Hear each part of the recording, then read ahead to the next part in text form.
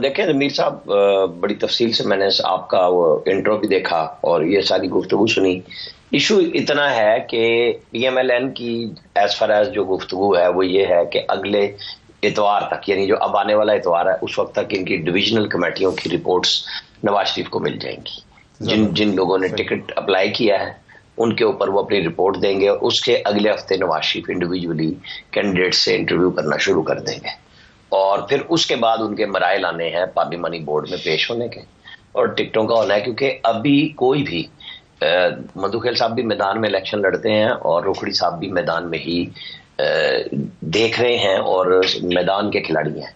आपको पता है आजकल जो एक नाजिम यानी यूनियन काउंसिल के चेयरमैन का इलेक्शन है ना, 1 करोड़ रुपए में जाके लड़ा जाता है और एमएनए का आप देख लें कितने में जाके लड़ा ठीक है। जाएगा। ये कंपेन कोई आसान काम नहीं होती। बिल्कुल सही। आपको गाड़ियां देनी होती हैं, आपको खर्चा देना होता है, आपके कैंप बनते हैं और जहां पे चाय पानी चलता है। ये मैं सिर्फ एक पब्लिक में सामने नजर आने वाला खर्चा बता रहा हूँ और बेपनाह अखराजात होते हैं और कोई पार्टी या कोई भी कितना भी हो ना, वो इलेक्शन को खोलता नहीं है। पहले नंबर 1 टिकट होता है और नंबर 2 माहौल क्या है। अब हमें जब हम ये कहते हैं ना माहौल नहीं बन रहा, तो हम भूल जाते हैं एक 31 मई 2018 को जब असम्बलियां टूटी थी तो 60 दिन टोटल थे और उसमें 52 दिन का इलेक्शन शेड्यूल आया था और आपको याद होगा वो जुलाई की तारीख जिसमें इलेक्शन भी बिल्कुल हो गया था। सही।